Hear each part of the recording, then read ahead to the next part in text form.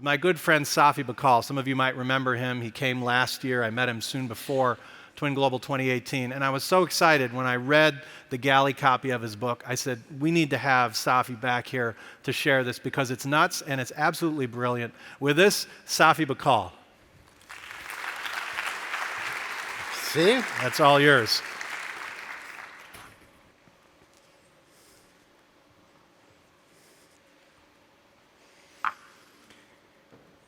Thanks, Rob. I wish my mother was here to hear that introduction. And I want to say before I get started, this has been a pretty bizarre week. I began yesterday spending 2 hours on a nuclear submarine in Connecticut, and I finished the day spending an hour on stage at Viacom in New York City, which ended with a selfie with Martha Stewart. And now I'm here with you guys, which is the best. So I'm very glad to be here. Thanks you, Rob. And let me say, I was getting a tour of a nuclear submarine. That's not made up. That is really true yesterday with another admiral, Admiral Lawrence Selby, whose job it is, who's in charge of transforming the Navy for the 21st century. And he's going to be using some of the ideas that I'll give you a little bit of a flavor of, a little bit of a taste of today. So I'm going to start with how I came to this. About 18 years ago, I started a biotech company developing new drugs for treating cancer. Before that, I was a physicist. Before that, I was in the consulting world. But 18 years ago, I started a biotech company for developing new drugs for treating cancer. And not long afterwards, my father got diagnosed with a rare type of leukemia. And I figured, well, now I'm in the field. I'm an insider. I could do something. I have access to all the latest scientists, technologies, which I did.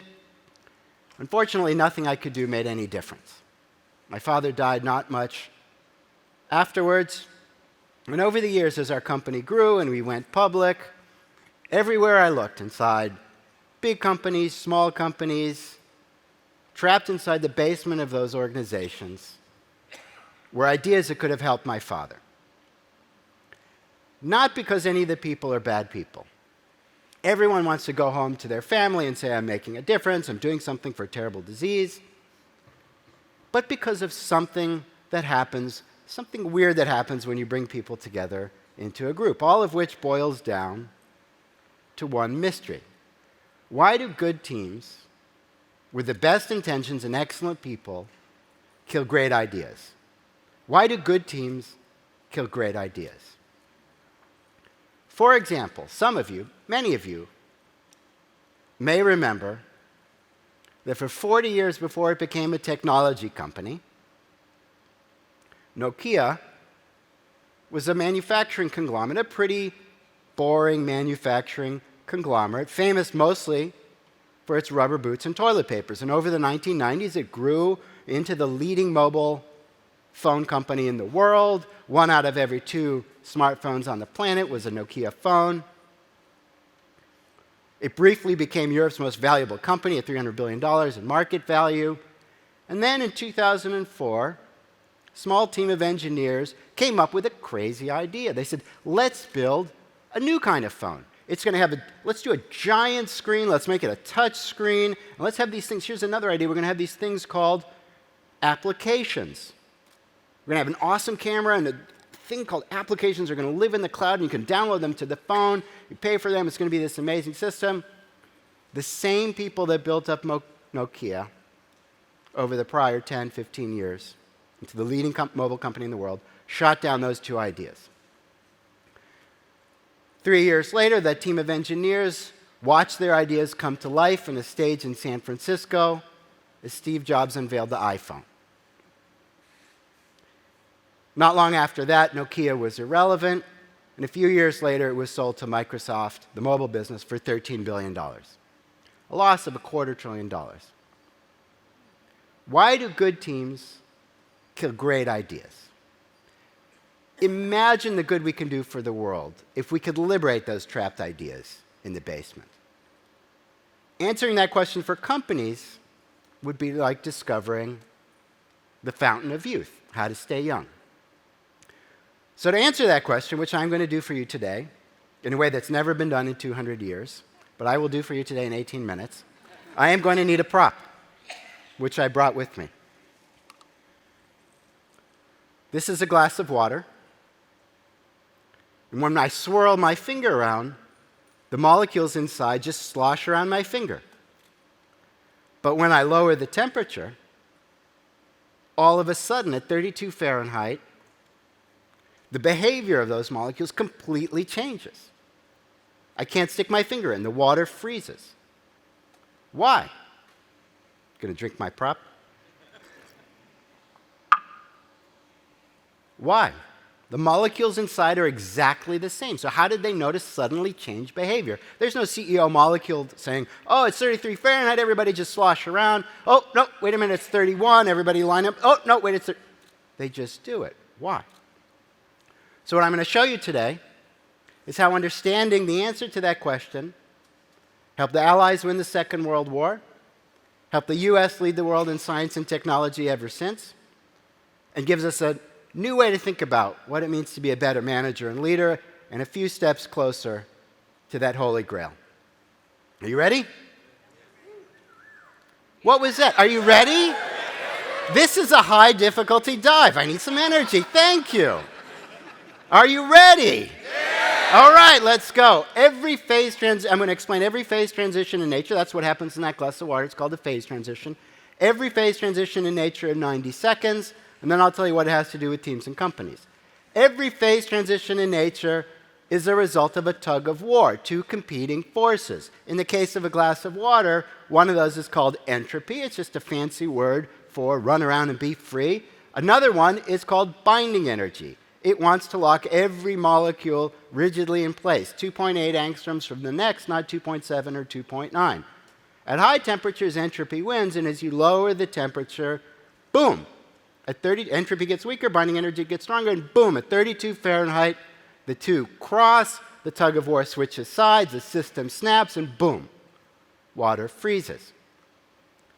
Phase transitions are everywhere in nature around us. That's the glass of water.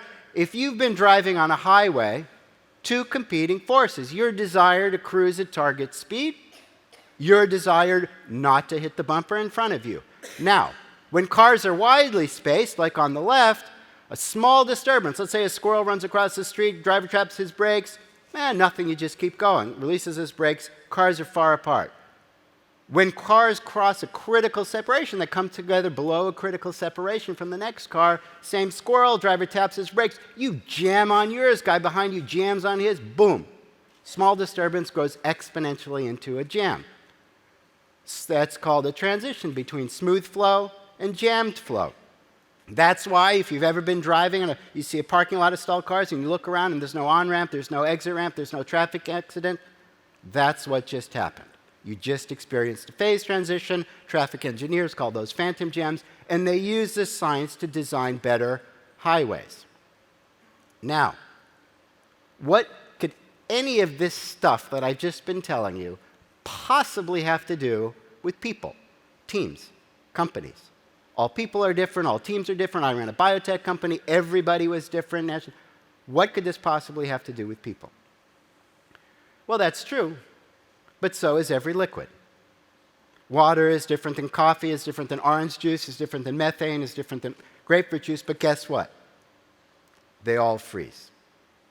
Every highway is different. They're full of different cars, different drivers, Teslas, Toyotas, trucks, grandmas, teenagers, but guess what? They all experience traffic jams. And I'm going to show you how and why that works with teams and companies and what that tells us. Here's how it works.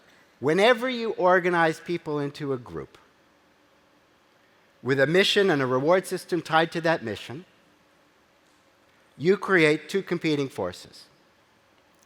Stake and rank, stake and outcome, perks of rank. Stake and outcome, perks of rank. Here's what I mean. Small company, 10 people, stake and outcome is huge. If you have a tiny biotech company and the drug works, everyone is a hero and a millionaire for the rest of their life. Well, at least a hero for the rest of their life. Perks of rank are tiny. Somebody's a team captain, somebody is a team member, who cares, it doesn't matter. Everybody rolls up their sleeve to save that crazy idea because stake in outcome is so big, perks of rank are tiny. Now, imagine 100,000 people. And I'm just going to make up a name at random. Pfizer, hypothetical. I checked, not a sponsor.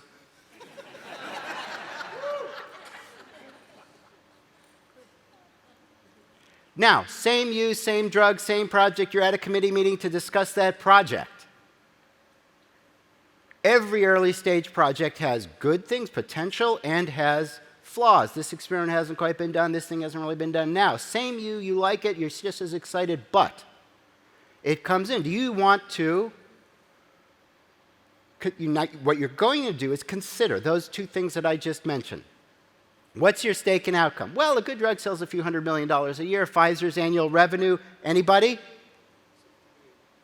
$50 billion a year. Your stake and outcome is tiny. Perks of rank. Well, if that drug comes into the committee meeting and you say, well, you know, that's interesting, but I think they didn't do that experiment. This is really important. And in my experience, and by the way, I went to this conference and I talked to this Nobel laureate and the industry is headed over here. And I think really the industry is headed in this direction and these folks don't really see that. By total coincidence, your boss is at the table and that's exactly what she thinks. Who knew? What a coincidence. And she's nodding her head, yeah, oh. And then her boss is in the table and that's, wow, what a coincidence, that's just what she thinks. Yeah, the industry is headed this way. What might happen?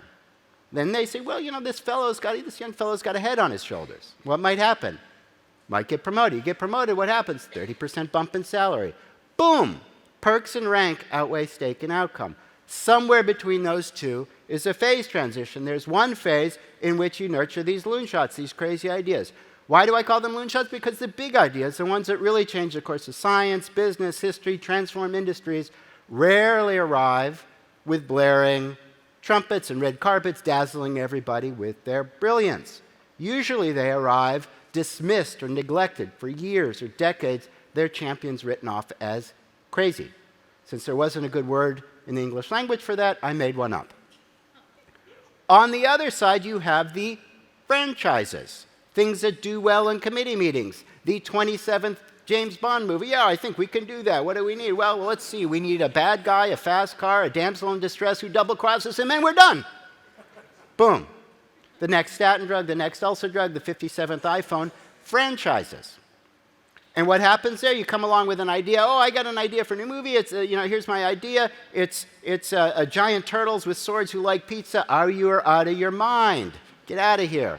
Of course, Teenage Mutant Ninja Turtles, a multi-billion-dollar franchise. Now, all this is very different than what you typically think about when you hear about culture. The stuff that I read about when I was first starting as a manager or a leader, culture, blah, blah, blah, blah, I just would think yogurt after a while. You can think of culture as the patterns of behavior that you see on the surface.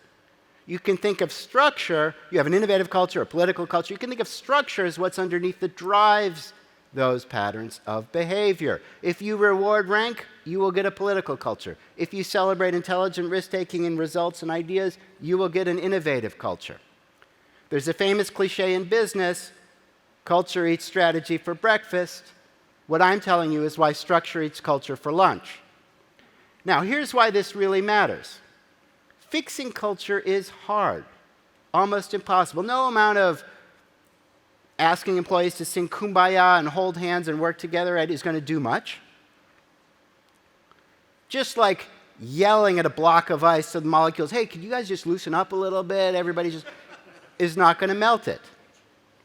But a small change in temperature can get the job done. Small change in temperature can melt steel. Now, here's where this gets really, really interesting. Once you understand these forces, you can begin to manage them. When it snows overnight, what do you sprinkle on your sidewalk? Salt. By the way, I was giving this talk in Southern California. I view this as a rhetorical question, as a New Englander. Just crickets. I was like, wait, what? I lost my, then I realized it doesn't snow. Bad example. Raw iron, when you draw it out of the ground, is a very weak metal. Sprinkle a little carbon in it, what does it become? Steel. Add a little nickel and cobalt, it becomes the ultra-strong alloys you use inside jet engines and nuclear reactors. This is what we can do for teams and companies. Once we understand these forces, we can find the equivalent of sprinkling salt. And here's how we do it. You write down an equation. this is not just an analogy, this is actually going back to first principles. What are the incentives? When did they cross? And you find the size at which a company will flip from an innovative to a political, from a liquid to a solid.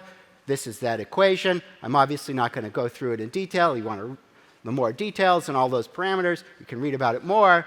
Those little parameters are the micro things that you can change to adjust, like sprinkling salt, that you can adjust to design a more innovative structure. Now, what I want to do is come back to a far bigger problem, which is that there are two phases. Why is this such a big problem? Because companies need to do both. You need to innovate the crazy new ideas. At the same time, you need to deliver your products on time, on budget, on spec consistently. You need Loonshots and franchises to coexist. But a system cannot be in two phases at the same time. That's impossible. What does it mean for a glass of water to be liquid or solid? Liquid and solid at the same time. What does that mean? It doesn't make any sense.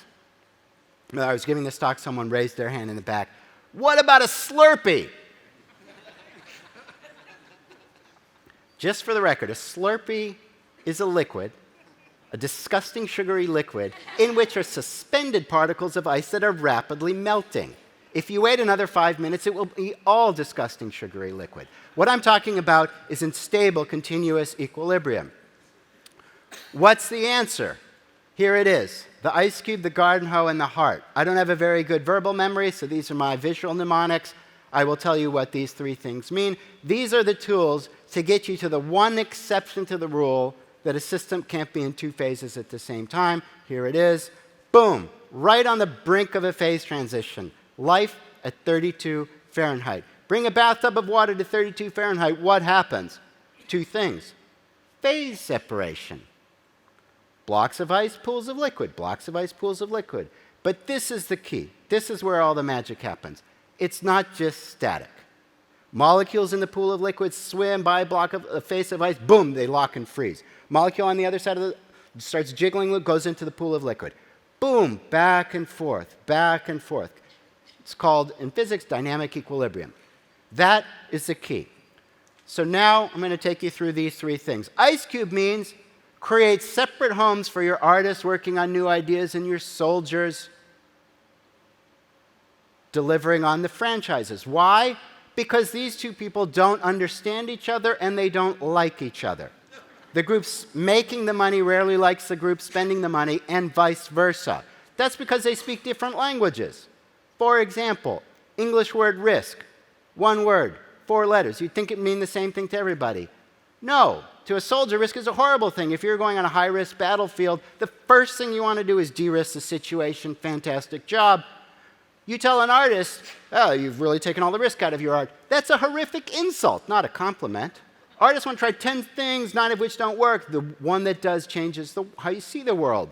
Soldier, imagine your job is to manufacture planes, and you go to your general and you say, here's my strategy. I'm going to put 10 planes in the sky and see which 9 fall down. Then we keep that one good one. Boom, you're fired. English word means one's job is to maximize risk. If you're an artist, you want to maximize intelligent risks that you take. If you're a soldier, you want to minimize risk. Exactly the opposite jobs. And it really comes down to something I think of as the beautiful baby problem. That's my wife, our first child, Julia. The creators, the artists, the designers, the engineers in the lab, the biologists, they see their discovery as a beautiful baby. Oh, I found a new protein target inside the cell. I'm going to cure cancer. This is fantastic. You guys just get the rest of the boring stuff done. My code is so elegant. Beautiful baby. They see their discoveries as beautiful babies. The soldier sees a shriveled up raisin covered in vomit and poop. Beautiful baby, vomit and poop. That's the conflict. That's the tension. It's there inside every company. And you know what? You want it there. You want it there. If it's not there, you have a far bigger problem. Your artists aren't pushing the boundaries enough. Your soldiers aren't focused on de-risking enough. You absolutely want that tension. So, vomit and poop.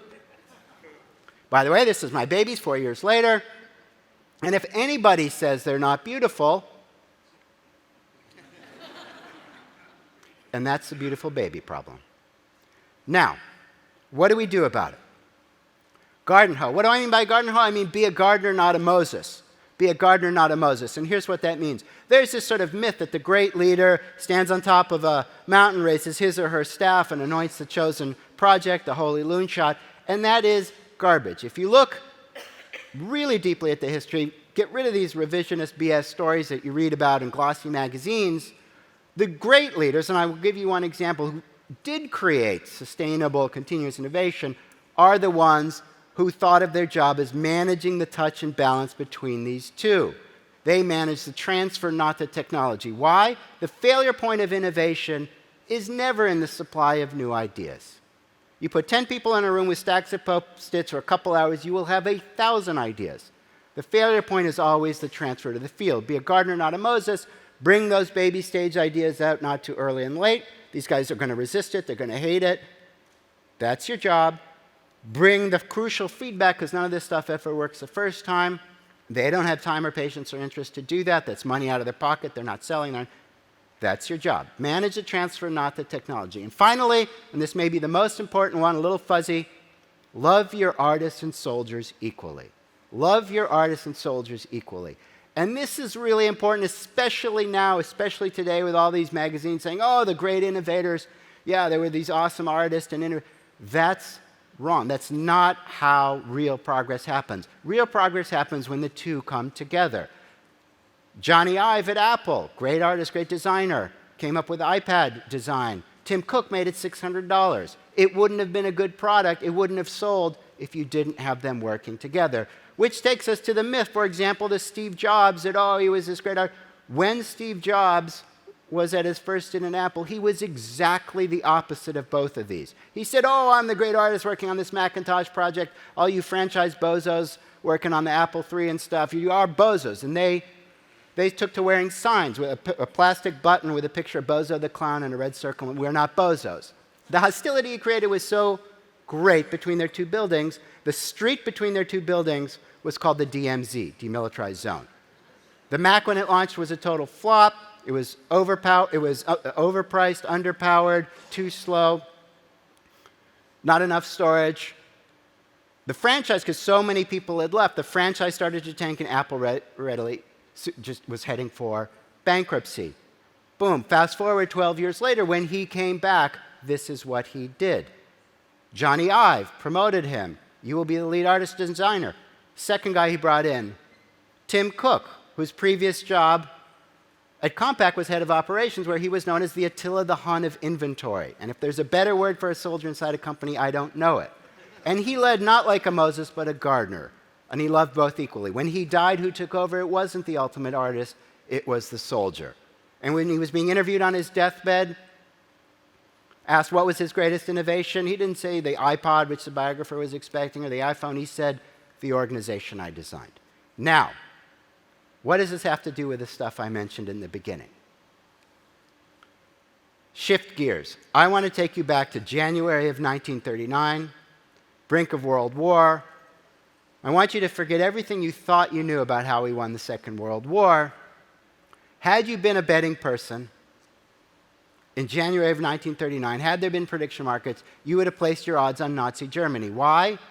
They had these things called U-boats, submarines, that looked ready to strangle the Atlantic. We had no answer. Their planes in the Luftwaffe outclassed anything the Allied had, looked ready to bomb Europe in submission, which they did 1 year later within a matter of weeks. And in January 1939, 2 German scientists discovered something called nuclear fission, splitting the atom, which put Hitler within reach of the most dangerous weapon ever created by man. What happened? A man named Vannevar Bush, Dean of Engineering at MIT, quit his job, moved to Washington, talked his way into a meeting with FDR, President Franklin Roosevelt. It was a 10-minute meeting. Probably changed the course of the war more than any other such meeting, as well as the fate of the United States. He told FDR, in this coming war, it's going to be technology-driven, and we will lose. The Army and the Navy are too far behind Nazi Germany, and we will never catch up in time. Handed him one sheet of paper, 3 small bullets in the middle. He said, I want you to authorize a new group inside the federal government that will report only to me, and I will report only to you, and I will develop the weapons the military is unwilling to fund. FDR looked him over, read it, signed it okay. FDR turned around, got to work. What happened? Fast forward, 1943, Every year, the U-boats were sinking more ships every single month that the Allies could build. It did become, as Churchill and Roosevelt understood, the single greatest threat of the war, and Hitler and his generals did realize this is how we will win the war. We will strangle Europe. And not publicly known, March 1943, England was down to 3 months of oil. No oil, no tanks. What do ships run on? What do planes run on? What do trucks run on? Oil. No oil, no war. 3 months away from Hitler winning and Western Europe being a united Nazi Republic of Europe. What happened? March 14, 1943. The first B-14 Liberator bombers with 2 new technologies from Vannevar Bush and his group of loons sailed out over the Atlantic. One was long-range radio navigation, which allowed them to quickly find the convoys under attack. Forerunner of GPS. 2, and this was the most important one, microwave radar. It allowed the pilots to see the U-boats for the first time, day or night, fog or shine, and they began shooting down U-boats like shooting fish in a barrel. Within 4 weeks, they'd sunk more U-boats than in the entire prior war. 6 weeks later, May 24th, 1943, Admiral Carl Dönitz sends a radio blast across the Atlantic. All remaining U-boats withdraw. They'd lost over half the U-boat fleet. And the lanes were cleared to resupply England, and the lanes were cleared for an Allied invasion in Europe. And from that moment on, the outcome of the war became inevitable, as Churchill and Roosevelt knew, and as Hitler's generals knew. Now, what did Bush do? He separated his artists and his soldiers. He understood that the military really wanted these new technologies, but it was impossible with their structure. He created a new structure. Gardenhoe, he managed the transfer. When the pilots didn't want to even take the radar in their planes, he figured out a way to make it happen. He got it in the planes. But they still weren't using it a few months later. What do you do? He got the scientists to go in the cockpits with the pilots. Why are these guys not using? Believe it, as a scientist, you don't want to go into a cockpit in a war zone. But he got them to do it, and they figured out that when you're being fired at 300 miles an hour, they didn't have time to figure out these complicated switches on this new technology. The technology was great. The user interface was lousy. They went back to the lab. That's the other way, so the full cycle there. Went back to the lab, invented this thing called the PPI display. You see that in movies. That's the oscilloscope, the little dots. And by the way, if you ever saw this movie, The Imitation Game, code breaking had nothing to do with the Battle of the Atlantic. It was a great movie. I love Benedict Cumberbatch. Keira Knightley, I really love. But it was based on a lie. The German code breakers had broken the British code for 5 years and were reading every intercepted naval transcript. So it made no difference, evidenced the fact that U-boat losses kept going. This is what Bush did. The heart was the final one and the most important one, and we'll wrap up here. The heart was the final one. He loved the military men he worked with. He respected them. Many scientists before Bush understood this problem, that we were falling behind in technology. Their attitude was, I'm a Harvard professor, an MIT professor. Where did you graduate from? You should just do what I say. How much impact do you think they had? 0. Bush, as he said, loved working with military men, the focus on national interests, of courtesy, the ability to get stuff done, more than he liked working with academics or politicians. Well, that's a low bar, or industry. Boom. Ice Cube, Gardenhoe, and Hart. So, I hope, and then one thing I should add, 1944, outcome of the war is very clear. FDR calls in Bush. What's going to happen when the war ends? What's going to happen to this incredible system for innovating astonishingly fast that you develop? He said, well, it's going to fall flat on its face. He said, I want you to create a new system for the United States based on your system of innovating astonishingly fast here.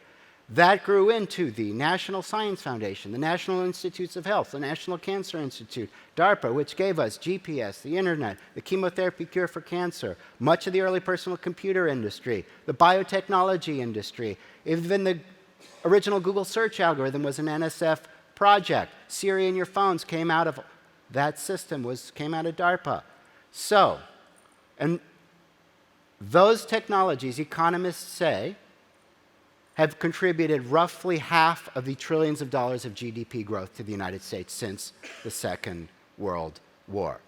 So, I hope I've convinced you or given you a little taste of a new kind of science of business, a new way to think about how groups behave, and showed you how understanding what happens inside that glass of water helped the Allies win the Second World War, helped the US lead the world in science and technology ever since, and gives us new ways to think about what it means to be a good manager and leader, and a few steps closer to that holy grail of liberating trapped ideas. Thank you very much.